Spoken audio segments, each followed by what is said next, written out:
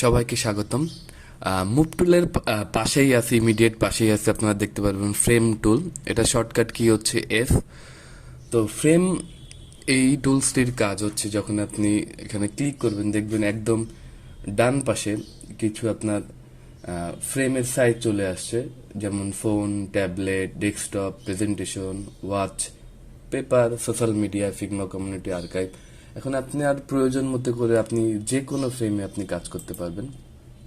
ধরেন আপনি UI, web UI নিয়ে কাজ করেন, সুতরাং ডেস্কটপ ইউআই আপনার ডেস্কটপ সাইজ আপনার প্রয়োজন হয়, তো আপনি এখানে ইজিলি ক্লিক করে ডেস্কটপ সাইজটি আপনি নিতে পারেন।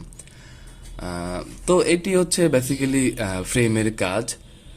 দ্বিতীয়ত এখানে যে অপশনটি আছে সেটি হচ্ছে স্লাইস। আমি আপনাকে এখন স্লাইস টুলসটির কাজ সেটি আগে দেখাবো। ধরেন আপনি ফ্রেম নেওয়ার পরে এখানে একটি ধরেন আমি একটি ইমেজ নিয়ে আসলাম।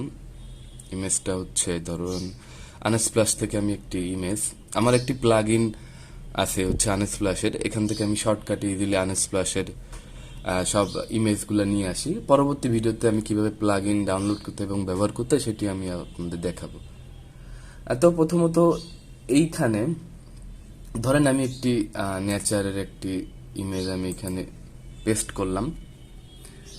এই ফ্রেমটি জুড়ে আমার এই ইমেজটি সেট হয়ে গেল। দেন আমি এই যে স্লাইস টুলসটি দিয়ে আমি ধরেন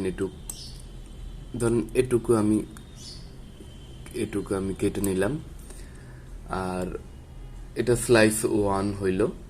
এবং আর এক স্লাইস, এটা আমি ধরেন এতটুকু কাটলাম, কেটে দেখেন এটা কিন্তু স্লাইস 1 স্লাইস 2 হয়ে গেল। এখন আমি যদি এই দুইটা সিলেক্ট করে এক্সপোর্ট করি দেখেন, তাহলে দেখেন এক্সপোর্ট কিন্তু দুইটা লেয়ারই সিলেক্ট হচ্ছে। মানে এই স্লাইস মানে আপনার যতটুকু আপনার যদি কোনো কিছু কাটতে প্রয়োজন হয় তাহলে এই স্লাইস টুলস দিয়ে আপনি ইজিলি কাটতে পারবেন। দেখেন আমি যদি এখানে এক্সপোর্ট করি, এক্সপোর্টিং হচ্ছে, এখানে একটি যদি আপনি এখন যদি দেখেন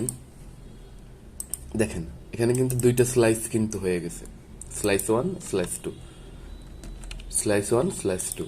দেখেন, সো কোনো কিছু কাটার প্রয়োজন হলে স্লাইস টুলসটি খুবই ভালো একটি ভূমিকা পালন